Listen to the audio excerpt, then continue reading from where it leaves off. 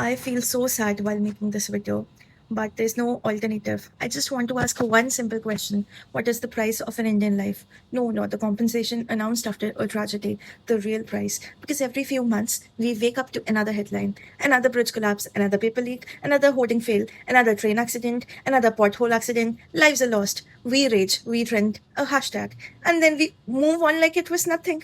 And now, India's one of the most respected educators, innovators, Sonam Wangchuk, says he's willing to risk his own health because he believes in the future of India. The future generations are worth fighting for him. Forget the politics for just 1 minute. Ask yourself this.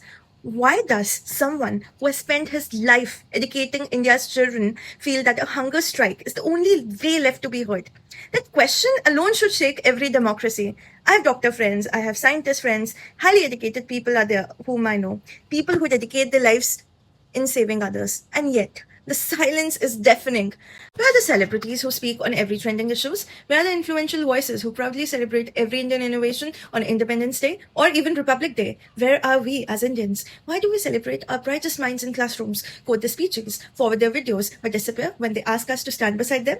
Why do we build statues faster than we build conversations? Where are all the politicians? Why do we write tributes more easily than we demand accountability?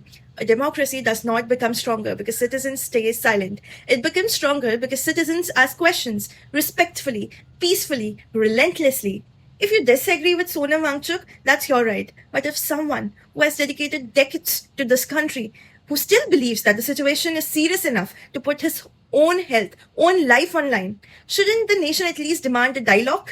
Shouldn't the elected governments engage with citizens before silence turns into regret? History has a cruel habit. It celebrates extraordinary people only after they are gone. Professor J.D. Agrawal. Countless whistleblowers, countless voices that became louder only after they felt silenced. Must we wait for another photograph draped in flowers before we realize what we had? If India's greatest minds can reach to a point where risking their own lives feel their last remaining language, then the crisis is not theirs alone. It's ours. So today, don't just watch this reel. Don't just leave a broken heart emoji. Ask questions. Write to your representatives. Demand dialogue. Demand accountability. The least you can do is, if you're in Delhi, join the Jantar Mantar protest on July 20th. Because governments in a democracy are not above people. They're for the people, of the people, by the people. They exist because of people. And history will not only remember those who spoke, it will also remember those who watched, kept scrolling, and stayed silent. And meanwhile, we might even lose our brilliant scientific mind, Mr. Sonam Wangchuk. So please wake up before it's too late.